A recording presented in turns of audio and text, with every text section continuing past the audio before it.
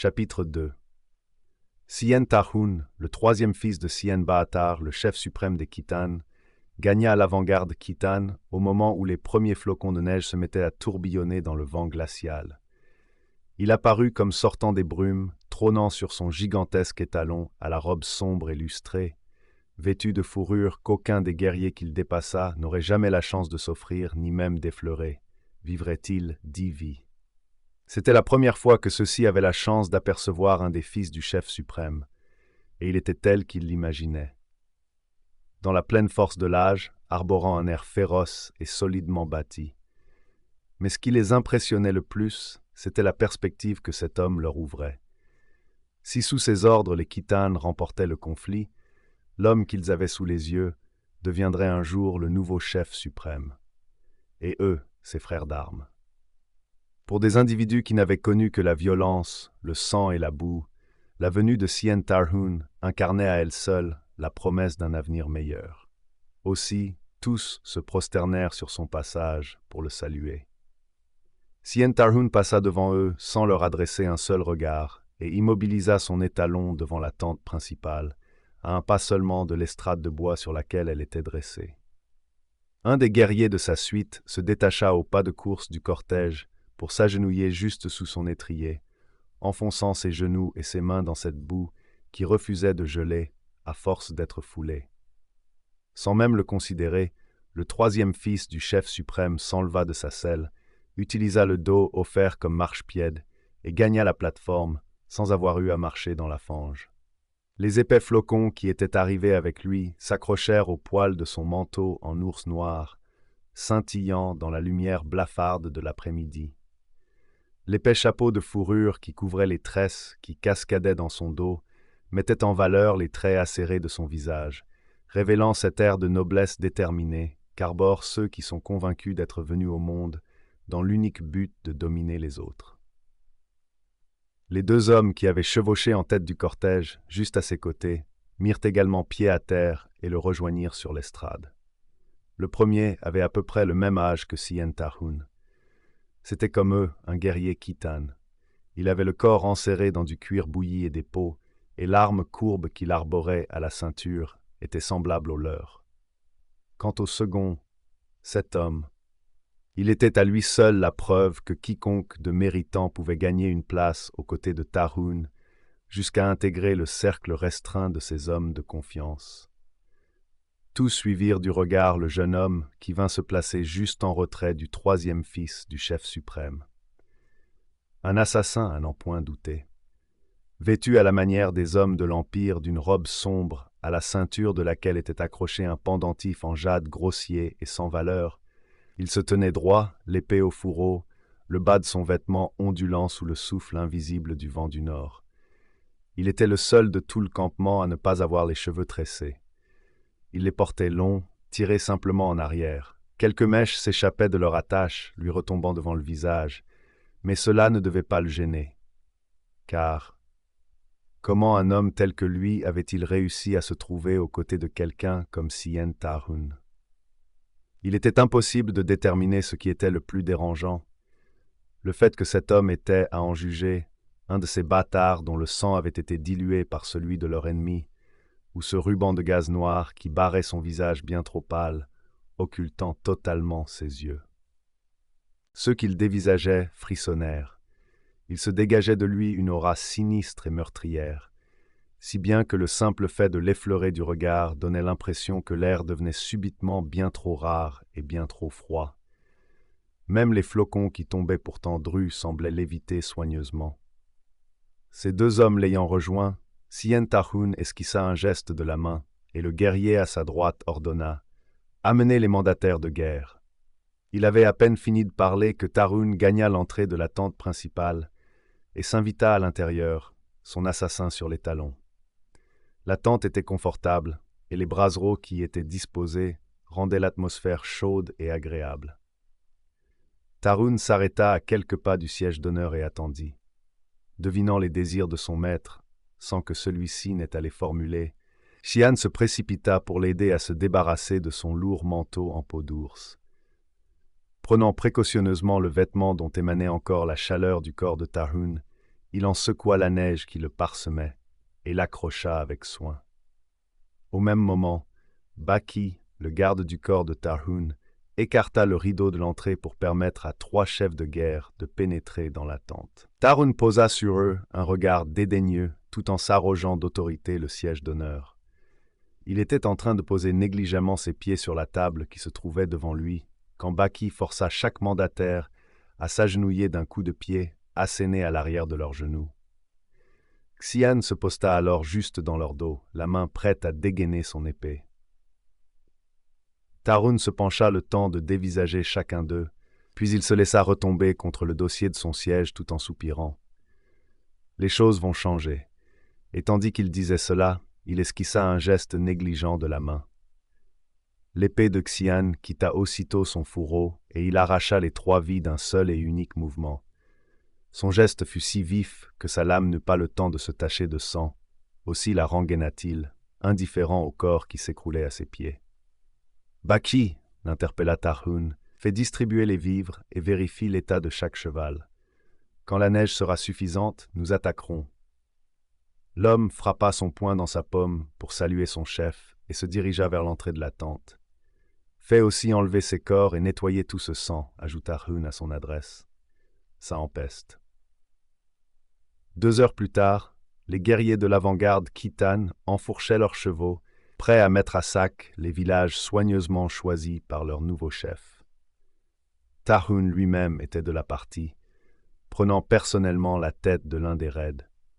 Ayant apporté avec lui la nourriture qui avait tant manqué aux combattants Khitan, il avait décidé de cibler les villages les plus miséreux, ce qui lui permettrait de s'inscrire en faux de toutes les prévisions que le camp adverse était très probablement en train d'élaborer. Son unique objectif en gagnant la frontière était de remporter le conflit, et pour cela il devait se montrer imprévisible et vicieux. C'était la seule manière de prendre à revers les stratèges de l'Empire. Tous ces hommes vêtus de soie qui se targuaient de faire de la guerre un art et qui se piquaient d'être capables de prédire quelles seraient les prochaines actions de leurs adversaires. Eh bien, il allait, lui, Xian Tarhun, leur faire la leçon. Ils seraient encore en train de faire bouger leurs petits drapeaux le long de leurs cartes jaunies qu'ils se tiendraient juste derrière eux, prêts à les décapiter. Brûlez tout. Ne laissez aucun survivant, ordonna-t-il, dès que les toits de chaume furent en vue. Les guerriers Khitan qui l'accompagnaient poussèrent un cri de guerre et éperonnèrent leurs montures pour le dépasser, prenant d'assaut le village. Xian resta avec Tarhun, chevauchant juste à côté de lui, son cheval collé à la croupe de l'étalon. S'il est habitué à la mort, le massacre d'innocents le répugnait. Son maître, par contre, se repaissait de ce genre de spectacle. Il affectionnait toute forme de violence, quelle qu'elle soit. Et comme pour le prouver, Tarhun arrêta son cheval à l'entrée du village et contempla avec une satisfaction malsaine le tableau qui s'offrait à lui, juste derrière la palissade de bois. Le soleil, qui était en train de se coucher derrière l'horizon, teignait le ciel d'hiver d'un beau rouge orangé. Les tourbillons de fumée qui ne tardèrent pas à s'élever de plusieurs endroits à la fois le zébrèrent d'épaisses traînées noires. En quelques instants à peine, la vie rude et difficile de ces villageois avait sombré dans l'horreur. Il n'y aurait plus de lendemain pour eux, plus de rêves, plus d'espoir. En ce qui les concernait, tout prenait fin en cet instant précis, sous les lames à demi émoussées de ces démons Khitan en mal d'un bain de sang. Les flammes chassaient les habitants hors de leurs maisons, et les hommes de Tarhun les fauchaient partout où ils les trouvaient, et ce, quels qu'ils soient, femmes, enfants, vieillards. Même les nouveau-nés devaient périr. Ils massacraient pour massacrer, parce qu'un homme qu'ils voulaient désespérément contenter et impressionner leur en avait donné l'ordre. Tarhun passa sous l'arche en bois vermoulu qui marquait l'entrée du village, et Xian vit 2 fillettes courir en direction d'un enclos à poules dans l'espoir d'y trouver refuge. La plus grande tirait derrière elle la plus jeune. Elle semblait avoir échappé à l'attention de tous, se faufilant à travers le chaos à la manière de souris. Elles étaient sur le point d'y parvenir quand Tarhun les aperçut du coin de l'œil, et, au moment où il tourna la tête vers elles, Xian sut qu'elles étaient perdues. Le troisième fils du chef suprême attrapa la dague qu'il portait à la ceinture, et la lame argentée fendit l'air pour aller se planter dans la gorge de la plus jeune. Au moment où celle-ci tomba, elle entraîna sa sœur dans sa chute. Cette dernière, surprise, se retourna et se mit à hurler. Son cri teinté d'horreur et de désespoir perça l'air, attirant aussitôt l'attention des hommes aux alentours. En quelques instants à peine, les lames étincelèrent et il ne resta qu'un corps de plus. Les doigts de Xian se crispèrent sur ses rênes et il eut la désagréable sensation que la morsure du froid environnant gagnait ses os. Tarun, lui, pressa les flancs de sa monture afin de faire le tour du village et admirer l'œuvre qu'il comptait laisser au gouverneur de Yuzhou. Xian le suivit de près, une main posée sur la garde de son épée. Leurs chevaux trébuchaient sur les corps en désordre qui jonchaient les rues, leurs sabots clapotant dans des flaques de sang que le froid commençait à figer. Il ne restait pas âme qui vive. Même les animaux avaient été massacrés. Peut-être était-ce parce que l'image des deux fillettes le hantait encore, ou parce qu'il éprouvait toujours un léger malaise quand Tarun laissait libre cours à sa cruauté. Toujours fut-il que Xian ne perçut que trop tard la flèche qui filait en direction du troisième fils du chef suprême. Celle-ci était presque sur son maître quand il la remarqua. Il n'avait plus le temps de la dévier avec son épée. Il fit donc la seule chose encore possible. Il se jeta en avant, faisant écran avec son corps, de manière à protéger l'homme qu'il servait. La flèche acheva sa course dans le haut de son épaule droite, et il étouffa un gémissement au moment où la douleur explosa en lui, remontant le long de la ligne de ses nerfs comme une langue de feu. Il y eut un temps de silence au cours duquel tous se rendirent compte de ce qui venait de se produire.